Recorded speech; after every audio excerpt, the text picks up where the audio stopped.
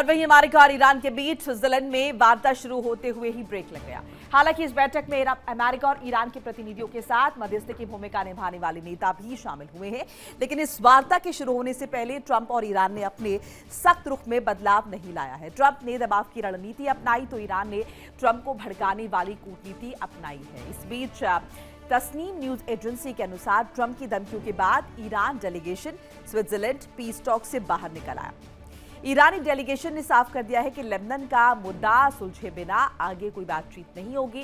Switzerland की वादियों में शांति नहीं, सस्पेंस की बर्फ जम रही। दुनिया सोच रही थी कि स्विट्जरलैंड में अमेरिका और ईरान के बीच युद्ध खत्म करने के कागजों पर अंतिम मुहर लग जाएगी, लेकिन लेबनान के सुलगते बारूद ने इस शांति वार्ता पर ग्रहण लगा दिया है। हालांकि वार्ता तो होगी, लेकिन सफल होगी या नहीं, इस पर संशय बरकरार है और ये संशय अब विश्वास में बदलता हुआ नजर आ रहा है। सो ऐसे में स्थिति अगर हम देखें, ये कहीं ना कहीं बहुत ज्यादा इस पर संदेह के बादल मंडरा रहे हैं, संशय के बादल मंडरा रहे हैं, क्योंकि दोनों ही पक्ष जो है कहीं ना कहीं अड़े हुए नजर आ रहे हैं। बातचीत हो रही है, निश्चित तौर पर दोनों ही पक्षों का जिक्र कर ले, चाहे हम ईरान की बात कर ले या फिर अमेरिका की बात कर ले, दोनों की गरज है। जहां पर एक तरफ ईरान की हालत खस्ता है, आर्थिक स्थिति खराब है, ऐसे में ये डील, ये बातचीत ईरान के लिए बहुत इंपॉर्टेंट है। अमेरिका पर भी चौतरफा दबाव है। स्विट्जरलैंड में यूएस ईरान वार्ता पर ब्रेक लगा। स्विट्जरलैंड में यूएस ईरान वार्ता पर ब्रेक। वार्ता पर ईरानी मीडिया का बड़ा दावा। ट्रंप की धमकी के बाद बिगड़ी है बात, ये ईरानी मीडिया के हवाले से कहा जा रहा है। ट्रंप ने समझौते की शर्तों का उल्लंघन किया। धमकी के बाद मीटिंग हॉल से बाहर निकला ईरान। फ्रीज फंड, तेल एक्सपोर्ट मुद्दा सुलझे बगैर आगे कोई बातचीत नहीं, ये ईरान द्वारा कहा गया है कि जब तक तेल एक्सपोर्ट का मसला नहीं सुलझता है या फिर जो फंड ईरान के फ्रीज किए गए अमेरिका द्वारा, उन पर जब तक बातचीत नहीं होगी, कैसे होगी आगे की बात। तो ये बहुत महत्वपूर्ण पॉइंटर्स हैं जिस पर ईरान अड़ा हुआ। इसके साथ साथ लेबनान का मसला भी हम नहीं भूल सकते, वो भी एक महत्वपूर्ण कड़ी है और ऐसे में बातचीत अटकी।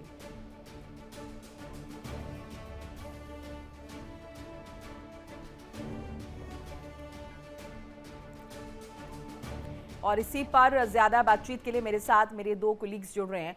गीतू चौहान न्यूज रूम से मेरे साथ जुड़ रही हैं और विकास अब्रोगल मेरे साथ बने हुए हैं। एक एक करके दोनों का रुख करेंगे। पहले विकास के पास चलते हैं। विकास, बातचीत होगी लगातार हम सुन रहे थे। अब बातचीत तो हो रही है, लेकिन अब ऐसा लग रहा है कि इस बातचीत का कोई हल नहीं निकलेगा। बिल्कुल, देखिए लगातार हम काफी दिनों से यही बात कर रहे हैं। सुबह जब हमारा प्रोग्राम होता है उसमें भी मैंने ये कहा था परसों कि ये कहीं ना कहीं एक, जब तक ट्रंप की बयानबाजी बंद नहीं होगी, उकसावे वाली बयानबाजी बंद नहीं होगी, तब तक चीजें सामान नहीं होंगी। एक तरफ देखिए आईआरजीसी जो है पूरी तरह से हिजबुल्ला को सपोर्ट कर रहा है, इजराइल लगातार लेबनान पे हमला कर रहा है, हिजबुल्ला को खत्म करने पर लगा। तो ऐसे आईआरजीसी अपने आप को वीक होता देख रही है, इसलिए वो चाहती है कि लेबनान को भी शांति समझौते में डाला जाए, यानी कि इजराइल भी शांति समझौते में है। जो इजराइल ने साफ साफ मना कर दिया कि हम अपने जो हम जिस तरह से लगातार हमले कर रहे हैं, हम जो हमारा जो प्रोग्राम है उसको हम खत्म नहीं करेंगे, हम लगातार आतंकवाद के खिलाफ, हिजबुल्ला के खिलाफ आक्रमण करेंगे। ऐसे में चीजें जो है वो नहीं बन पा रही हैं। यूरेनियम को लेकर लगातार हम बात कर रहे थे कि यूरेनियम के संवर्धन को लेकर बात अटकेगी, नाकेबंदी को लेकर बात अटकेगी, फ्रीज जो इनके सेट्स हैं उनको लेकर बात अटकेगी। वही चीजें सामने आ रही हैं। और सबसे खास बात, पाकिस्तान जैसे देश को मध्यस्थ बनाना एक बहुत बड़ी बेवकूफी या बहुत बड़ी एक गलती कहेंगे अमेरिका की रही, जो कहीं ना कहीं सामने दिखती आ रही है, क्योंकि वो सिर्फ एक अपने आप को इस पूरे प्रोग्राम पे, पूरे पटल पे दिखाने की कोशिश, अंतर्राष्ट्रीय मंच पे दिखाने की कोशिश कर रहा है। ना ही उसकी कुछ भूमिका है, ना ही किसी तरह की कोई बात की जा रही है उसके द्वारा। तो ऐसे में उसको हटाकर किसी अन्य देश को, जो जिसकी दोनों देश सुनते हैं, उसको डाला जाए। साथ में ये जो यूरेनियम को लेकर और जो हॉर्मुज को लेकर लगातार एक तलखी बनी हुई है आपस में, लगातार बयानों का दौर जो आपस में जारी तो है। फिर ऐसे में सवाल यही उठता है, गीतू भी इस बात से इत्तेफाक रखेंगी कि नया क्या हो गया। गीतू, पहले भी तो यही वो मसले थे, यही वो पॉइंटर्स थे जिस पर बात नहीं बन पा रही थी। अब बातचीत की मेज पर आ गए, लेकिन फिर से बात अटक गई है।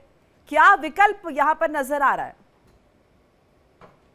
पहले पहले भी यही हालात बने हुए थे और चिंता की बात यही है कि अभी भी जो हालात है उसमें कोई बदलाव या ये हालात सुधरते हुए नहीं दिखाई दे रहे हैं। और चिंताजनक स्थिति इसलिए भी है क्योंकि एक उम्मीद थी कि एमओयू साइन हो गया है तो जाहिर सी बात है कि कहीं ना कहीं दोनों पक्षों का रुख थोड़ा सा नरम हो सकता है, लेकिन ऐसा बिल्कुल नहीं है।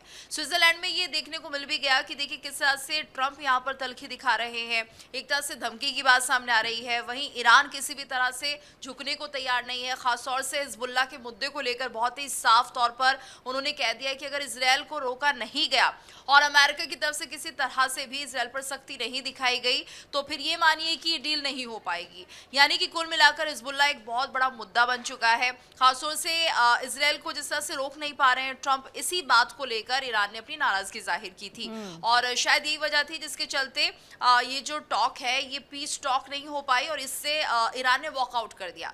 हालांकि आज भी ये बैठक होगी लेकिन संशय बरकरार है कब तक ये बैठक होगी, क्योंकि उस वक्त तो अपनी नाराजगी यहाँ पर दिखाई दी थी मीटिंग हॉल से जिस तरह से ईरान ने वॉकआउट किया था। तो यानी कि नाराज तो ईरान है, लेकिन एक तरफ ये भी है कि अगर कोई मध्यस्थता हो जाए, बीच का रास्ता निकल जाए तो बहुत बेहतर होगा। लेकिन जो ये बयान सामने आते हैं दोनों ही देशों की तरफ से, और तल्ख बयान इन्हें कह सकते बिल्कुल, हैं, ये तो उकसावे वाले ये बयान जो इन्हें कह धमकाने का रवैया है ये भी तो कहीं ना कहीं पेच अटकाता हुआ नजर आ रहा है। एक बार दर्शकों को बताते चले, स्विट्जरलैंड में वार्ता के बीच ट्रंप धमकी देते हुए भी नजर आए। ट्रंप की धमकी नजर आई स्विट्जरलैंड में बातचीत के बीच। ईरान पर फिर से हमला करने की चेतावनी, लेबनान में प्रॉक्सी ग्रुप की फंडिंग रोके ईरान, ये ट्रंप द्वारा कहा गया।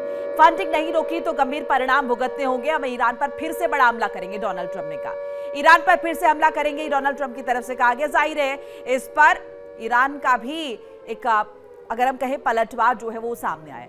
तो साफ तौर पर डोनाल्ड ट्रंप ये कह रहे हैं कि लेबनान में प्रॉक्सी ग्रुप की फंडिंग रोके। वहीं ईरान का अगर जिक्र करें तो ईरान ये कह रहा है कि इजराइल को समझाओ कि वो लेबनान पर अटैक ना करे। विकास, मसले अभी भी वही हैं। अब एक तरफ जहां पर ईरान ये एक्सपेक्ट कर रहा है अमेरिका से कि भाई इजराइल को कन्विंस करो, लेकिन अमेरिका कन्विंस नहीं कर पा रहा और ईरान से कह रहा है कि फंडिंग रोके। और ये कोई भी जो अगर हम देखें चीज है वो कन्विंस करने वाली लग नहीं रही। ईरान नहीं रोकेगा प्रॉक्सीज का सपोर्ट, ये हम सभी जानते हैं। दूसरी तरफ इजराइल को कंट्रोल करना तो एक तरीके से इम्पॉसिबल लग रहा है डोनाल्ड ट्रंप के लिए।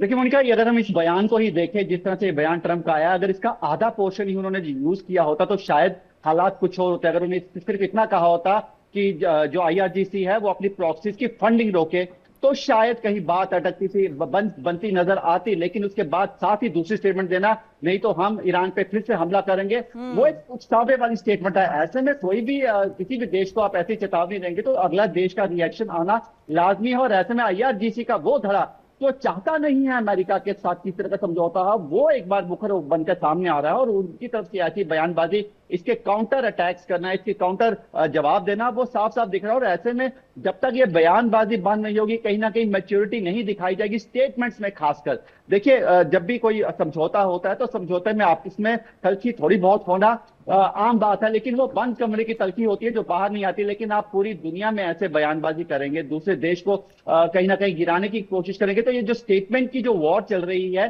ये खत्म होनी बहुत जरूरी है। क्योंकि दोनों देश कहीं ना कहीं ये वॉर वाला जो स्टेटमेंट है इसमें जीतना चाहते हैं, चाहे ईरान हो चाहे यूएस हो, दोनों चाहते हैं कि वो इस वॉर में, स्टेटमेंट की वॉर में या हम कहें कि डॉलर की वॉर में जो स्टेटमेंट जो लिखे जा रहे हैं, जो समझौता लिखा जा रहा है, उन वर्ड्स में जीतना चाहते हैं, जो दोनों देशों के लिए मुश्किल है। कहीं ना कहीं एक देश को हल्का सा झुकना पड़ेगा, एक ही बात माननी पड़ेगी। लेकिन देखिए इसमें बड़ी चीजें हैं जो अभी सामने खुलकर आ रही हैं। देखिए हॉर्मुज खुलेगा, पलटवार आया भी, राष्ट्रपति ट्रंप की धमकी पर ईरान का पलटवार। हम अमेरिका की धमकी से नहीं डरते, ईरान की तरफ से कहा गया। अमेरिका सिर्फ बातें करेगा, हम कार्रवाई करेंगे, हमारी सेनाएं जवाब देने के लिए तैयार हैं, ये ईरान की तरफ से कहा गया। ट्रंप को बयानों में सावधानी बरतने की सलाह भी दी है।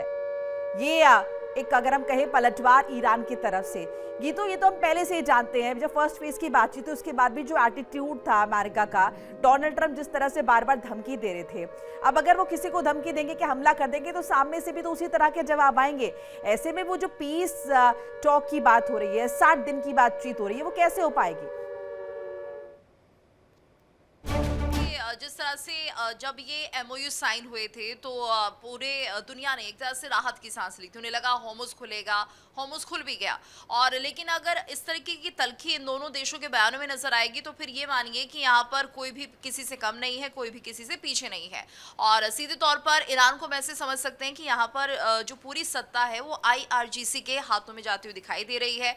IRGC जिस तरह से सोचता है उसका पैटर्न ही अलग है, क्योंकि एक तरह से रेवोल्यूशनरी ऑर्गेनाइजेशन है ये, और कुल मिलाकर इनकी जो सोच है वो बहुत ही अलग है। अगर हम सरकार का इन्वॉल्वमेंट कहीं देखते हैं तो वो दूसरे तरीके से सोचती है, लेकिन अगर हम सेना का इन्वॉल्वमेंट देखते हैं तो उनकी सोच बस यही होती है, डू और डाई की सिचुएशन उनके सामने होती है। तो यहाँ पर ट्रंप शायद इस माहौल को समझ नहीं पा रहे हैं, या फिर ट्रंप चाहते हैं कि किसी भी तरह से इस तरह के बयान देकर हम सिर्फ हमला कर दे। और ये जो उनकी नीति है, क्योंकि युद्ध वो पहले भी करना चाहते थे, अभी भी ऐसी इच्छा रखते हैं, अगर धमकी इस तरीके की सामने आती है तो ये पता नहीं किस मजबूरी में उन्होंने ये 60 दिनों का एमओयू साइन किया है। और एक तरह से जो उनकी इमेज, छवि, वो विश्व में तो खराब हो ही रही थी, खुद अमेरिका में भी उनकी जो इमेज है उस पर बहुत बड़ा असर पड़ रहा था। आने वाले समय में चुनाव भी होने हैं, तो अमेरिका की जनता को ये भी दिखाना है कि देखिए हम शांति की बात भी करते हैं। ट्रंप की छवि जिस तरह से खराब हो रही है और एक तरह से वो बहुत ही एरोगेंट नेता इस वक्त बनते हुए दिखाई दे रहे हैं, जो विपक्षी दल है वो उनका विरोध कर रहे हैं, जो अमेरिका की जनता है वो उनका विरोध कर रही है।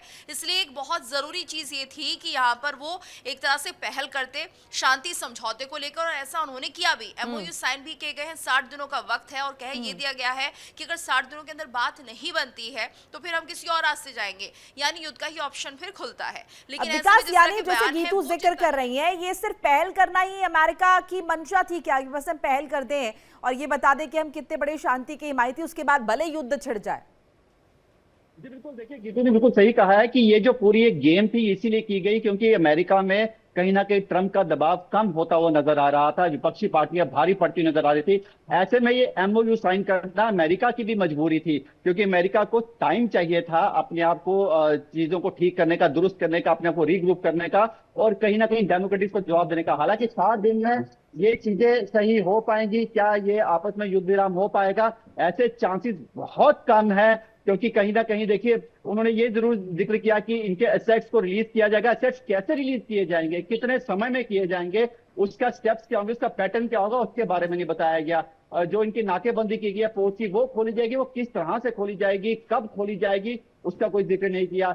यूरेनियम का संवर्धन की बात हुई थी कि उसको ईरान माना है, लेकिन ईरान अब उसके लिए मना कर रहा है कि हम अपना यूरेनियम के संवर्धन को बंद नहीं करेंगे, लेकिन अगर उसको कम करेंगे तो क्या तरीका होगा करने का, इन चीजों पे बातचीत होगी और लगातार वो कहीं ना कहीं आपस में ऐसी तलखी देखी जाएगी। कहीं ना कहीं अमेरिका नहीं मानेगा, कहीं ना कहीं ईरान नहीं मानेगा, लेकिन सबसे बड़ी बात अटक के जो आएगी वो देखिए वो आएगी लेबनान और इजराइल की, जो अभी भी अटकी हुई है। और IRGC को हिजबुल्लाह का प्रेशर है कि वो जो है अमेरिका विकास, एक और महत्वपूर्ण चीज है, लेबनान और ये हिजबुल्लाह वाला मैटर तो है ही, लेकिन गीतू क्या होर्मुज की स्थिति फिर से खराब हो सकती है क्या? एक बार फिर से होर्मुज में सब कुछ अगर हम देखें स्टेगनेंट पोजीशन पे आ सकता है, और ऐसा होगा तो पूरी दुनिया एक बार फिर से सफर करेगी।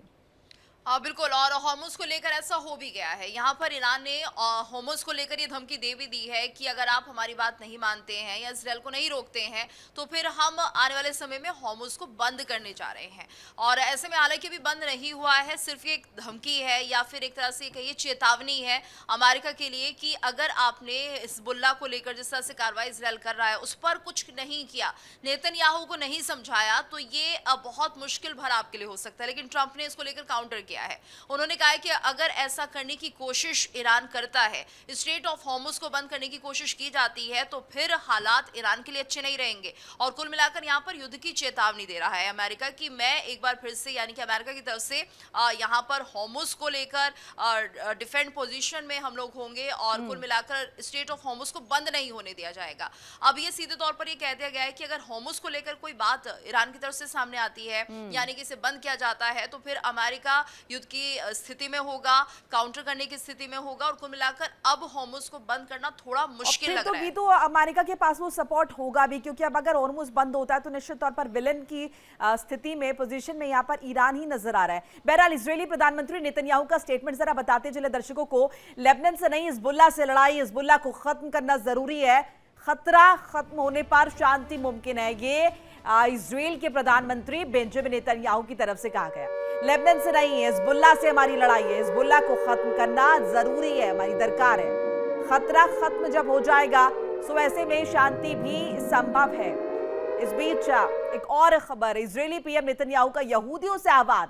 इजरायली प्रधानमंत्री नेतन्याहू का यहूदियों से आह्वान। नेतन्याहू ने दुनिया भर के यहूदियों को संदेश दिया, उठ खड़े हो, डरे नहीं और मुकाबला करें। नेतन्याहू ने कहा, लोग हमारी इज्जत तभी करेंगे जब हम खुद अपनी इज्जत करेंगे। ये दुनिया भर के यहूदियों को संदेश दिया है। विकास, ये जो संदेश दुनिया भर के यहूदियों को दिया है, ये इस आह्वान के क्या माने? ये क्या एकजुट कर रहे हैं नेतन्याहू के, सबको कह रहे हैं इजराइल आ जाए? क्या तात्पर्य क्या निकालें इसका? देखिए, लगातार पिछले काफी समय से देखा है हमने, 28 फरवरी के बाद से लगातार बात करें तो जो दुनिया के अलग अलग इलाकों में यहूदी हैं उन पर कहीं ना कहीं जो है उन पे किसी तरह रेसिज्म किया जा रहा है, उनके पर अटैक किया जा रहा है, उनको कई कई बातें सुनाई जा रही। तो ऐसे में उन सब का मॉरल बूस्ट करने के लिए, एक साथ होने के लिए, ताकि कहीं ना कहीं देखिए यहूदी जो है बहुत कम है, ऐसे में इजराइल जो है उसको अपना वर्चस्व, अपना आधिपत्य स्थापित, हिजबुल्ला, हूती ऐसे ग्रुप्स को खत्म करना होगा तो तभी उसका आधिपत्य स्थापित हो पाएगा। और गल्फ कंट्रीज के आसपास सब मुस्लिम कंट्री हैं, वो वैसे इसको पसंद नहीं करती। तो इसीलिए अब उसने आह्वान किया है कि सब इकट्ठा होकर इन जितने भी ये प्रॉक्सी ग्रुप्स हैं इनके खिलाफ लड़े, ताकि यहूदी आराम से इजराइल में जी सके। इसके लिए संदेश दिया गया, क्योंकि ऐसे में बहुत जरूरी है सबका इकट्ठा होना, वरना जिस तरह से हालात बने हैं देखा जाए तो देखिए अमेरिका भी कहीं ना कहीं पीछे देखा गया कि नेतन्याहू को बोलते हुए नजर आए कि जैसा भी अमेरिका कहेगा नेतन्याहू या इजराइल वैसा करेगा। तो वो एक दबाने वाली राजनीति जो चल रही थी, एक रणनीति चल रही थी, उसको काउंटर करने के लिए इजराइल के द्वारा, नेतन्याहू के द्वारा ऐसा बयान दिया गया, ताकि ये दिखाने की स्टेटमेंट आया है। विकास, जरा वो भी बता लें। इजरायली पीएम नेतन्याहू का बड़ा बयान। इजरायली प्रधानमंत्री नेतन्याहू ने कहा है कि जब तक मैं प्रधानमंत्री हूं ईरान परमाणु हथियार नहीं बना पाएगा। ईरान के पास कभी परमाणु हथियार नहीं होगा। अपने लोगों की सुरक्षा के लिए जरूरी कदम उठाएंगे। खतरा टलने तक कार्रवाई जारी रहेगी। ये बेंजामिन नेतन्याहू की तरफ से कहा गया। एक तरफ वो एकजुट कर रहे हैं तमाम यहूदियों को और यहाँ पर वो ये भी कह रहे हैं कि ईरान के पास कभी परमाणु हथियार नहीं होगा जब तक मैं प्रधानमंत्री होऊंगा। And I say to you now what I said at my brother's grave just a few hours ago. Today, I said, no matter what happens in the talks, with an agreement, without an agreement, I pledge to you that Iran, as long as I'm Prime Minister, will never have a nuclear weapon. And I said something else about Lebanon. I said, and I repeat it here. ये तो यार statement से जरा जोड़ें और देखें तो एक तरफ नेतन्याहू ये कह रहे हैं कि सारे यहूदी इकट्ठा हों, उसके बाद जब वो ये कह रहे हैं कि मैं जब तक पीएम रहूंगा, यानी कि क्या अगले चुनाव की तैयारी वो कर रहे हैं और लोगों को ये बता रहे हैं कि अगर मैं प्रधानमंत्री नहीं रहा तो कितनी असुरक्षा पैदा हो सकती है और कितना खतरा पैदा हो सकता है। बहुत मायने इस बयान के। नेतन्याहू ने जो बयान दिया है, एक तो उन्होंने खुद के लिए ये आश्वस्त कर दिया है अपनी जनता को, अपने लोगों को, कि देखिए अगर मैं यहाँ पर प्रधानमंत्री रहता हूँ तब तक ईरान उतनी मजबूत स्थिति में नहीं आएगा कि वो किसी भी तरह से न्यूक्लियर वेपन बना पाए। और ईरान का सीधा कनेक्शन हिजबुल्ला से है, प्रॉक्सी है, और ऐसे में यहाँ पर ये माना जाए कि हिजबुल्ला बहुत बड़ी परेशानी है, मुसीबत है इजराइल के लोगों के लिए। इसलिए हिजबुल्ला को अगर काउंटर करना है तो नेतन्याहू ये चाहते हैं कि वो यहाँ सत्ता में बने रहे, ईरान को न्यूक्लियर पावर नहीं बनने देंगे। अगर न्यूक्लियर पावर बनता है ईरान तो जाहिर सी बात है हिजबुल्ला की मदद में देश की पॉलिटिक्स भी साधने की कोशिश नेतन्याहू की तरफ से की जा रही है। शुक्रिया गीतू आपका और विकास आपका भी तमाम जानकारी साझा करने के लिए। और फिलहाल यहाँ पर वक्त हो चला एक छोटे से ब्रेक का, फौरन हाजिर हो रहे, कहीं मत जाइएगा।